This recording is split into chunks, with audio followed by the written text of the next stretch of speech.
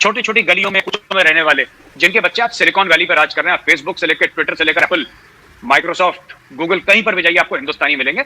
ये हमारा एक वर्क एथिक है, ये हमारा कल्चर है। नासा वाले आके हमसे सीखना चाहते हैं कि भाई आप 100 सैटेलाइट एक साथ कैसे भेज सकते हैं, इतना आपने सस्ते में इतना एफिशिएंट स्पेस प्रोग्राम कैसे बनाया। तो इंडिया काफी लेवल्स पे चलता है आरजू जी, राइट। जो ये सेलेक्ट फ्यू है ना, ये जो आपके P5 जिसको कहते हैं, यूनाइटेड नेशन सिक्योरिटी काउंसिल के जो 5 मेंबर हैं, जो इन्होंने एक्सक्लूसिव क्लब बना रखा था, बट इसमें सिर्फ ये लोग होंगे 5। उस क्लब में हम लोग घुस गए हैं, हमने पैर मारा और हमने दरवाजा तोड़ दिया। अब हम घुस गए। अब दुनिया को पता है, अमेरिका ये बात कबूल करता है, चाइना भी कबूल करता है। वो डायरेक्टली बोलना नहीं चाहता बिकॉज हमारा कॉम्पिटिटर है डायरेक्ट, लेकिन you can not survive without India in this world. We are simply too strong, we are simply too powerful, we are growing too fast. और दुनिया का जो आप देखिए हर जगह पावर स्ट्रक्चर में इंडियंस हैं आज। इसके पीछे आजू जी 70-72 साल की मेहनत, हर साल पॉवर्टी लाइन से ऊपर उठता है। हमें अपनी ग्रोथ मैनेज करनी है। अगर हमारी जीडीपी ग्रोथ हमारी 8 या 9 टच कर जाती है, जो हम कोशिश कर रहे हैं 9 टच कर जाती है, और जैसा कि मोदी जी ने बोला 5 ट्रिलियन की इकोनॉमी बन जाते हैं, तो गरीबी फिर कम हो जाएगी। जहां तक आपने एटॉमिक एनर्जी की बात करी या आपने एटम बॉम्ब्स की बात करी, देखिए हमारे साथ वो अफोर्डेबिलिटी का मामला नहीं है। इंडिया इस सीन मैं बता रहा हूं, उसमें फर्क क्या है। एक तो हमारे लिए ज्यादा कोई बजट का प्रॉब्लम नहीं है, क्योंकि इकोनॉमी इज डूइंग ओके और वी हैव इनफ मनी, हम अपना एटॉमिक प्रोग्राम मैनेज कर लें, ठीक है।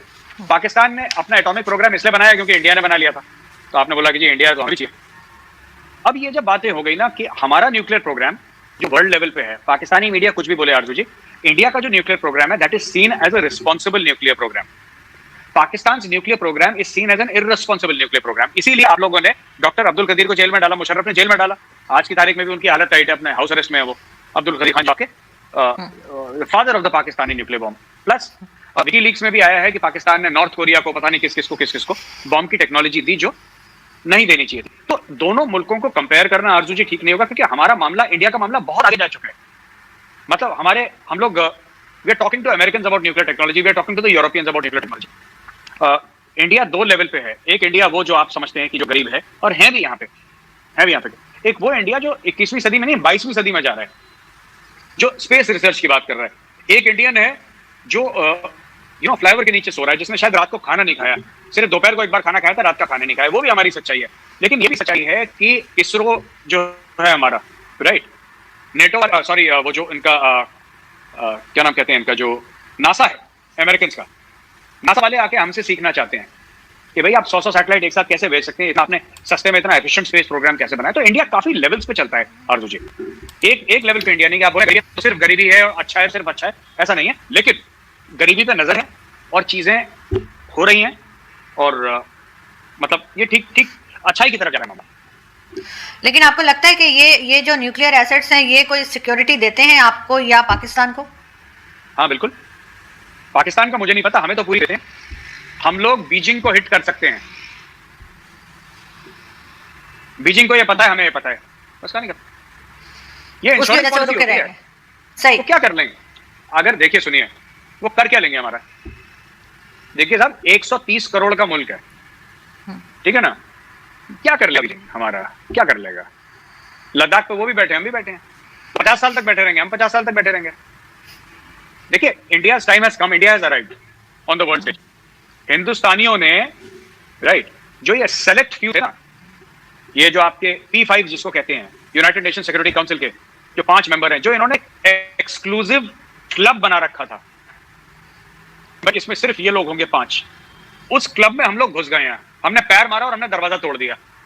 अब हम घुस गए। अब दुनिया को पता है, अमेरिका ये बात कबूल करता है, चाइना भी कबूल करता है। वो डायरेक्टली बोलना नहीं चाहता बिकॉज हमारा कॉम्पिटिटर है डायरेक्ट, लेकिन you can not survive without India in this world. We are simply too strong, we are simply too powerful, we are growing too fast. और दुनिया का जो आप देखिए हर जगह पावर स्ट्रक्चर में इंडियंस हैं आज।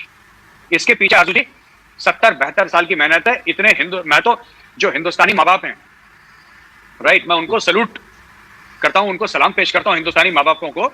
माँ बाप ऐसे थे, मैं जानता हूं, जिन्होंने एक रोटी कम खाई, अपने बच्चे को पढ़ाया। उन्होंने अपने लिए कपड़े नहीं खरीदे, अपने बच्चों के लिए किताबें खरीदी। और आज हिंदुस्तानी सिलिकॉन वैली पर राज कर रहे हैं। These are not rich people कि आप बोलें कि साहब ये बड़े अमीर थे और उनके घर में गाड़ियां थी, नौकर चाकर थे। ये बड़े आम से हिंदुस्तानी हैं, छोटी छोटी गलियों में कुछ में रहने वाले, जिनके बच्चे आज सिलिकॉन वैली पर राज कर रहे हैं, फेसबुक से लेकर ट्विटर से लेकर एप्पल, माइक्रोसॉफ्ट, गूगल, कहीं पर भी जाइए आपको हिंदुस्तानी मिलेंगे। ये हमारा एक वर्क एथिक है, ये हमारा कल्चर है। और वो लोग वहां पे भी जाएंगे ना, उनका एक्सेंट अमेरिकन हो गया होगा, ठीक है, लेकिन दिवाली के दिन वो भी कुर्ता पैजामा पहनते हैं।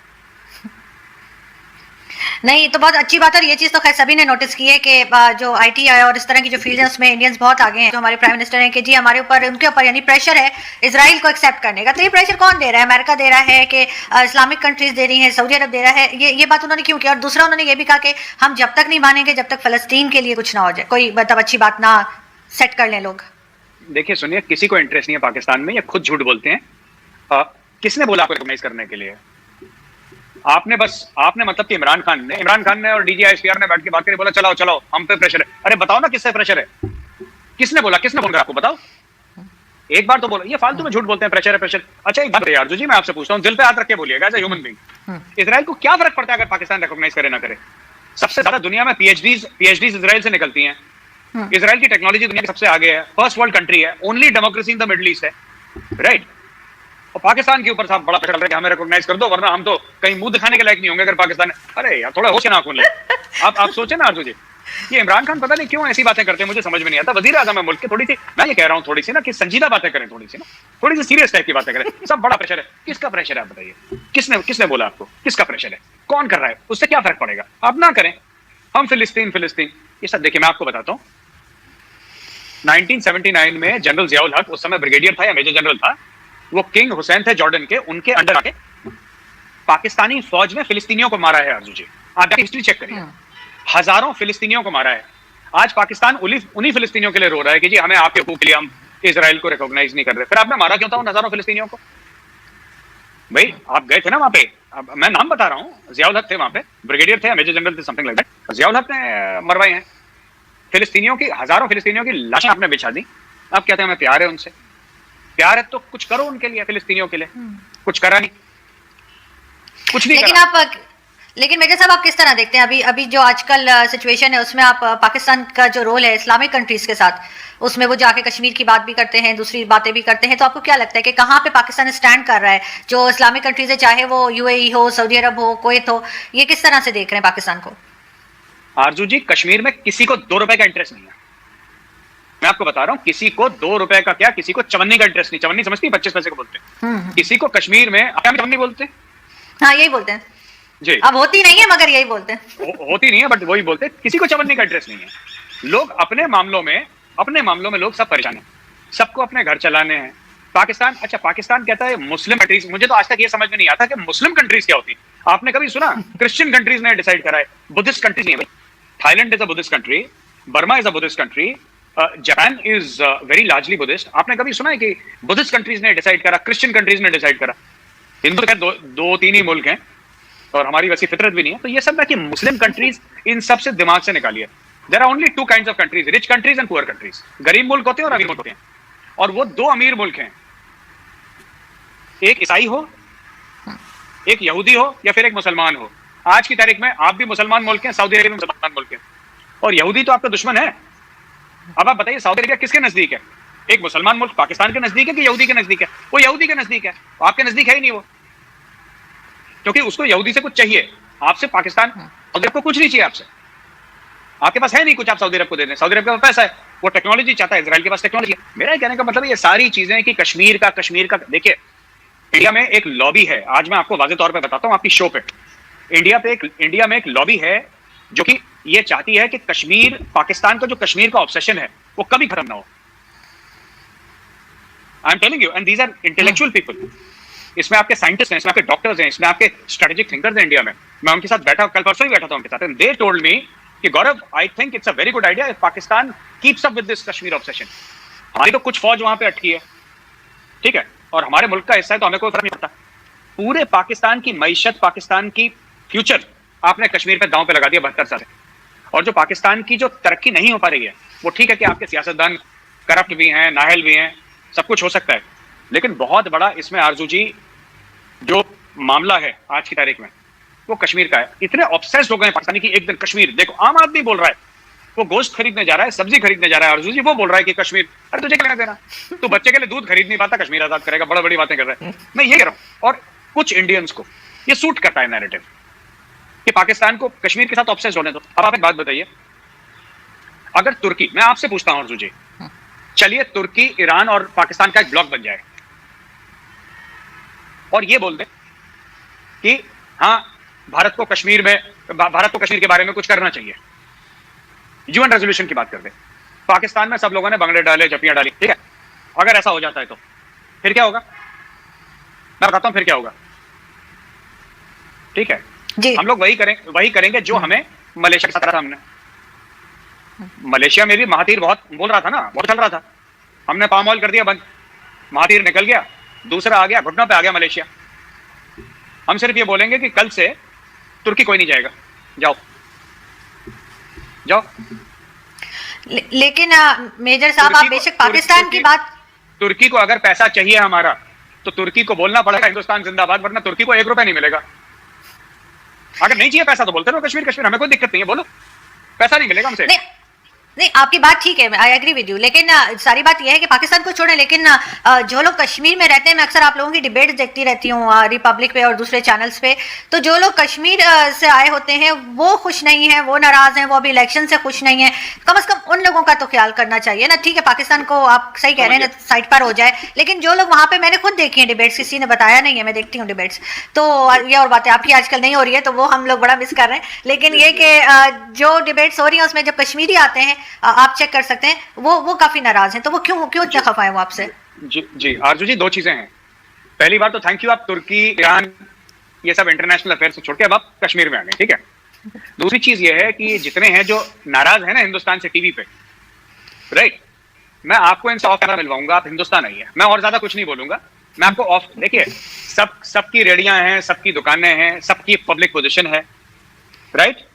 जो लोग एक जमाने में हुर्रियत पसंद थे 370 के बाद, अब वो किसी और पॉलिटिकल पार्टी की बात करने लगे, ठीक है। क्या बोलते हैं आप लोग, बोलते हैं ना एक क्या बोलते हैं, कॉलोफेल में फर्क बोलते हैं ना आप लोग, हिंदी में बोलते हैं कथनी और करनी। सही, मैं आपके चैनल पे वही बोलता हूं जो मैं रिपब्लिक पे बोलता हूं, जो मैं पर्सनल, जब आप उससे मिलेंगे, इंडिया में आएंगी, मैं आपसे पर्सनली भी वही बोलूंगा, और मैं आपसे कश्मीर में जाकर भी वही बोलता हूं। गौरव आर्या की कथनी और करनी, यानी गौरव आर्या की कॉलोफेल में आपको फर्क नहीं दिखेगा, पर काफी लोग जो टीवी पर आते हैं उनके कॉलोफेल में फर्क है। दूसरी चीज, ये जो रिसेंट इलेक्शन से खुश नहीं है, है ना, अगर खुश नहीं है तो इतना टर्नआउट कैसे हुआ, इतने लोगों ने इलेक्शन लड़ा क्यों? और इलेक्शन तो होगा, चाहे कश्मीर में हो, बिहार में हो, यूपी में हो, राजस्थान में हो, पंजाब में हो, या दिल्ली में हो, या साउथ इंडिया में हो, पूरे में। ये नहीं है खुश तो ना रहे, हम इनको खुश करने के लिए हम क्या करें भाई? मैं इनके लिए गलत कहूँ, कव्वाली कहूँ कि खुश हो जाए? We are not interested. अगर ये खुश नहीं है तो भागे यहाँ से, वी आर नॉट इंटरेस्टेड, हमें कोई लेना देना नहीं है। पर ये अच्छे लोग हैं, ये जो आते हैं ना panelist, these are good people, ये दिल के अच्छे लोग हैं। बट आप समझ रही मैं क्या कह रहा हूँ, कॉन्स्टिट्यूंसी होती है जी, कॉन्स्टिट्यूंसी होती है। लेकिन वो काफी नाराज थे अभी लास्ट टाइम जब मैंने देखा था। लेकिन मेजर साहब एक चीज और बताइए कि आप तुझे एक मिनट, ये नाराज रहते हैं 9 बजे से लेकर 10 बजे, 10:01 पर दोबारा गौरव इनका भाई हो जाता है, गौरव भाई, और वो हमारे भाई हो जाते हैं, ठीक है। दोस्तों, जैसा कि आपने सुना कि मेजर गौरव आर्या जो है वो बता रहे हैं कि भारत की जो इकनॉमी है ना, मतलब कि $5 ट्रिलियन की तरफ आगे बढ़ रही है। मतलब कि 2035 तक ना भारत की इकनॉमी मतलब $5 ट्रिलियन की इकनॉमी बन जाएगी। मतलब चौथे नंबर की इकनॉमी तो बन गई है भारत की, $4 ट्रिलियन की इकनॉमी बन चुकी है भारत की, और $700 बिलियन के फॉरेन रिजर्व्स भी हैं, जो कि भारत की परचेजिंग कैपेसिटी बताती है कि भाई भारत कितनी चीज़ें मतलब कि इंपोर्ट करवा सकता है भारत। मतलब कि ठीक है, जैसे कोरोना आ गया था तो कोरोना के टाइम पे भारत को बहुत सारी चीज़ें अर्जेंसी में मंगवानी पड़ी थी दूसरे देशों से, तो बस वो चीज़ होती है इंपोर्ट कराने की क्षमता, ठीक है। और भारत की जो इकनॉमी है 8.2% से मतलब ग्रो कर रही है भाई साहब, ये बहुत अच्छी बात है भारत के लिए, क्योंकि भारत की इकनॉमी के लिए बहुत अच्छी बात है। क्योंकि भारत की इकनॉमी अगर लगातार इसी दर से मतलब ग्रो करती रहेगी ना, तो भारत को मतलब कि बहुत ज़्यादा फ़ायदा होगा, और भारत की इकनॉमी लगभग 2035 तक $5 ट्रिलियन की इकनॉमी बन जाएगी। भारत के न्यूक्लियर प्रोग्राम की बात हो रही थी। भारत का जो न्यूक्लियर प्रोग्राम है ना, वो मतलब कि बहुत ज़्यादा रिस्पॉन्सिबल प्रोग्राम है, पाकिस्तान की तरह नहीं, मतलब कि कहीं भी रिकॉग्नाइज ही नहीं है। भारत के न्यूक्लियर प्रोग्राम में तो मतलब कि भारत ने तो साइन कर रखे ना कि नो फर्स्ट यूज़ की पॉलिसी अपना रखी है ना भारत ने, ठीक है। पाकिस्तान ने तो कोई पॉलिसी भी जगह पे मतलब रिकॉग्नाइज भी नहीं है पाकिस्तान का न्यूक्लियर प्रोग्राम। तो भाई साहब भारत तो बहुत ज़्यादा न्यूक्लियर मतलब कि रिस्पॉन्सिबल नेशन है ना इस मामले में, तो ठीक है। और और पाकिस्तान जो है इसराइल को बोलता है कि भाई साहब आप यहूदियों को ये कर रहे हो वो कर रहे हो। भाई साहब पाकिस्तानी हिंदुओं के साथ क्या कर रहे हैं, ठीक है। पहले अपने गिरबान में झांकना चाहिए पाकिस्तानियों की भाई साहब, कि भाई साहब आज़ादी के टाइम पे मतलब कि भाई 15-20% भाई हिंदू थे, तो वो अब आज बस हम आज मतलब 2% भी नहीं रह गए हैं, मतलब 2% से भी नीचे रह गए हैं। मतलब कहाँ गई आबादी, मतलब कि कोई तो आवाज़ उठाएगा ना इस चीज़ की, कोई किसी को तो उठानी चाहिए ना। मतलब कि वो आबादी कहाँ गई।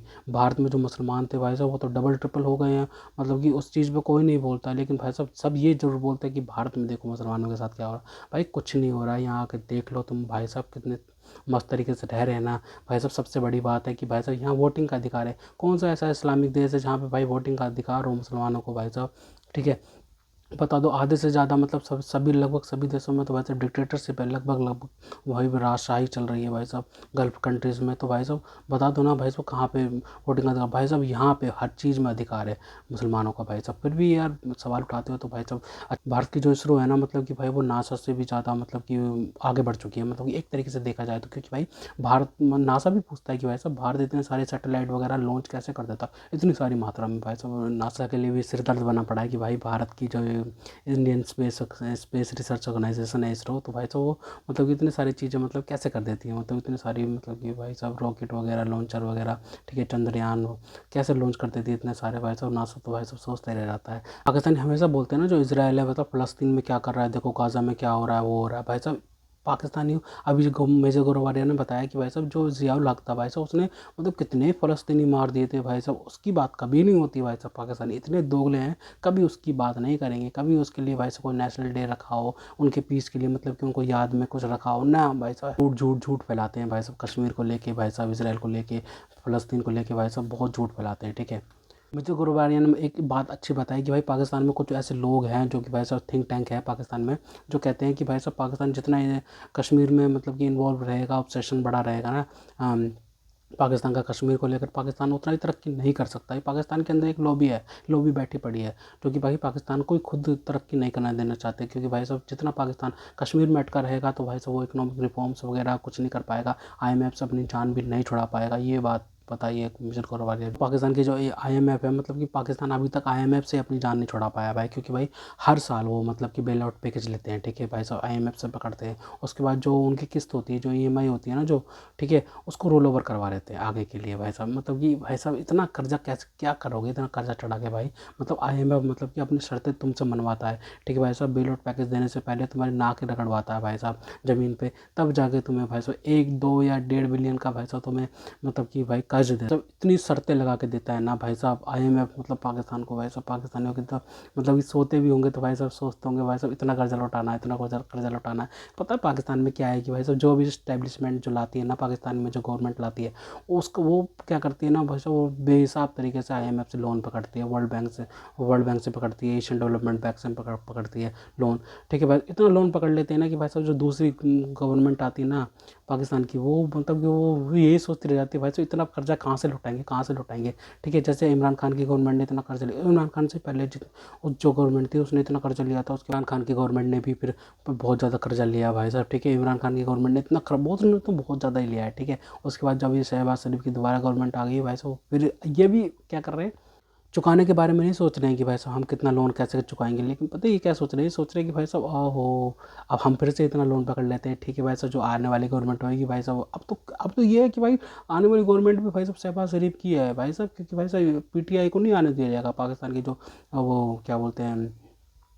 इमरान खान की सरकार है, उसको तो आने दिया नहीं जाएगा भाई। उसका तो लाइसेंस रद्द ही कर दिया है भाई साहब, उसका लाइसेंस फाड़ के ना कचरे के डिब्बे में डाल दिया, क्योंकि भाई साहब PTI को तो ख़त्म करने की तैयारी कर रहा है ना पाकिस्तान। क्योंकि उसके बाद फिर शहबाज शरीफ की पार्टी जिंदाबाद रहेगी भाई साहब, और उनकी प्रधानमंत्री मंत्री सब बनते रहेंगे, क्योंकि भाई साहब वोट पॉलिस अच्छे कर रहे हैं ना वो आजकल आसिम मुनीर के। तो भाई साहब ये चीज़ चल रही है पाकिस्तान में। तो कह रहे थे दोस्तों, अगर आपको हमारी ये वीडियो पसंद आई हो तो कम से कम व्हाट्सएप पर जरूर शेयर कीजिएगा, साथ साथ चैनल को सब्सक्राइब करके हमारा मनोबल जरूर बढ़ाएगा, ताकि हम आपके लिए ऐसे ही मनोरंजन वीडियोस बनाते रहें। तो ऐसे मिलते हैं आपसे अगली वीडियो में, तब तक के लिए जय हिंद।